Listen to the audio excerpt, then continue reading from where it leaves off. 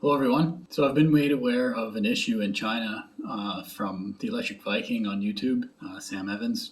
He paints this picture as a pretty dire one, and he may be right for all I know. I've just been digging into this because he pointed my attention that way. So I'm going to give you all the research that I just went through in this video. So from what I've gathered, this may be a precursor to what's going to happen worldwide, because China has been taking up the electric vehicle revolution a lot faster than other countries. They're at somewhere between 20 and 30% adoption already of electric vehicles, and the government is really pushing towards that direction. Sam, the Electric Viking, points out that the government in China is making it difficult for you to register your vehicle if it's not an electric vehicle. He says even if it is an electric vehicle, it's expensive, but you should be able to register it. But if it's not an electric vehicle, in some of the main cities, it can be very difficult to get your vehicle registered. So part of it is the price war, which I kind of thought was just kind of led by Tesla. They dropped prices and then everybody followed. But I've become aware that it might also be because China on July 1st of this year will be imposing stricter emissions rules. It's their China 6B emission standard, which cuts in half roughly the different emission standards, and we'll go through that later in the video here. But yeah, could be a major issue. It could be a lot of shakeup going on, as I kind of expected this year, and for traditional automotive makers. So let's have a look. Sam highlighted this article in his video, which I highly recommend. I'll put a link in the description to Sam's video. It's worth a watch. My struggle was I couldn't figure out how many of the cars that are in inventory don't meet the new emission standards.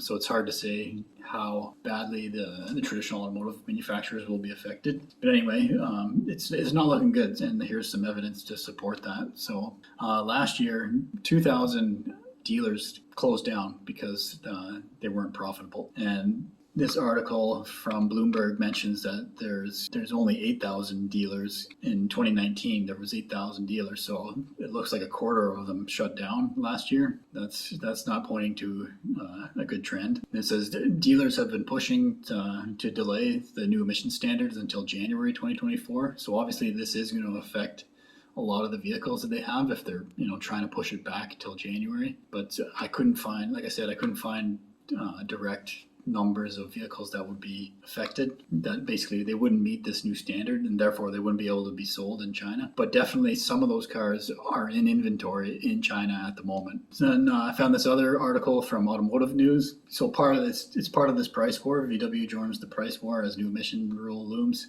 So it's not just the fact that Tesla has cut their prices, it's also they're worried about this new emission standard and being able to sell their vehicles. They have to sell them before July 1st. Otherwise, a buyer can't register the vehicle. So they won't be able to sell them after July 1st. So that's why we're seeing huge discounts in China. So VW is offering 15,000 yuan to 50,000 yuan in subsidies until April 30th for its full lineup, which I'm sure will be extended until July 1st. And the passenger vehicles sales are falling from January to February. I think because people realize that they don't want to buy these cars that they might not be able to register. Who are they going to sell it to, and how is that going to work if they go to sell it? They said, quote, "There is no other way to describe what is happening other than a catastrophic decline in performance of multinational ICE internal combustion engine brands," end quote, said Shanghai-based Bill Russo of consultancy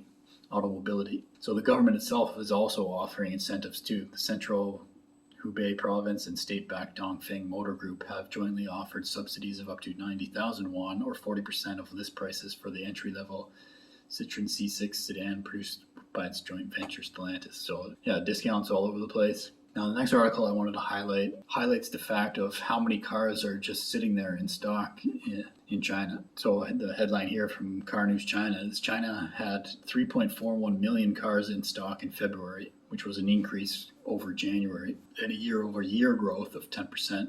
Sam mentioned there's over 4 million, but I don't know where he got those numbers. This article says 3.41 million, but still millions of vehicles. And my question was like, well, what percent of those don't meet the new standard? And that's unclear, but it seems to be there is a portion of those that do not meet the new standard, so they need to be sold before July 1st. April, May, in June, so those 3 months. So another comment from this article from China News, just at the end here, they say, moreover, new cars below 6B, the China emission standard, will not be registered in China after July 1st, 2023. Due to the Chinese government's carbon emissions and environmental policies. Due to the price war and inventory crisis, most of China's automotive enterprises are in an unprecedentedly tricky time. So what are these emission standards? This kind of gets nerdy as a warning, but looking at the details of what they're actually requiring of new vehicles is basically the harmful emissions. This is from the International Council on Clean Transportation. Gives you all the information you would need to know about China's Stage 6 emission standard for new light-duty vehicles. So basically what they want is lowered carbon monoxide numbers, total hydrocarbons, nitrogen oxides, particulate matter, particulate number, and nitrous oxide. So all those components need to be lower. And there's a chart here. So currently they're under the standard of China 6A, and on July 1st it goes to China 6B regulations. So we see for CO emissions, they want that to go from 0.7 to 0.5. Total hydrocarbon emissions from 0.1 to 0.05, so they're cutting in half. NMHC cut in half.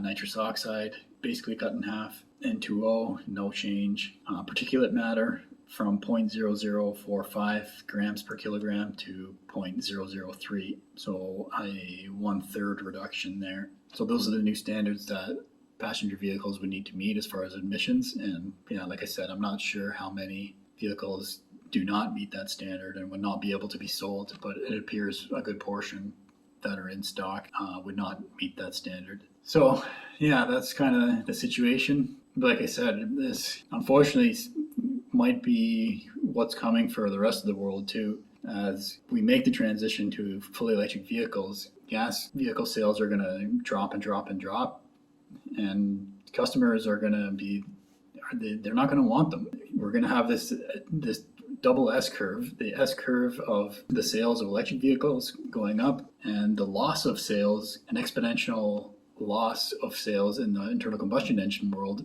This transition is going to happen a lot quicker than I think a lot of people realize.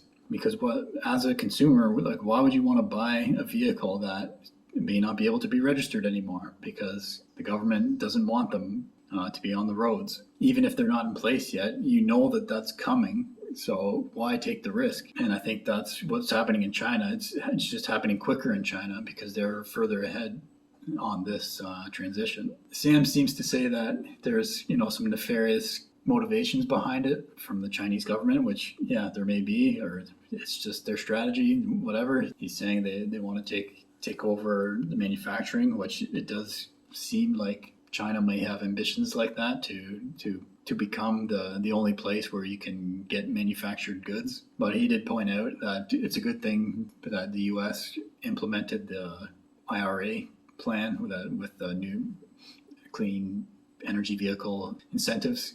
So that'll push the U.S. to bring that manufacturing onshore, and we do see that happening already. So this is going to be interesting space to watch. We're not far away from July 1st. Dealers going bankrupt in China, like by the thousands. It's not looking good for traditional automotive manufacturers. So that's my piece for today. Hopefully you learned something. My name's Evan Bertrand. Subscribe if you like, and thanks for watching.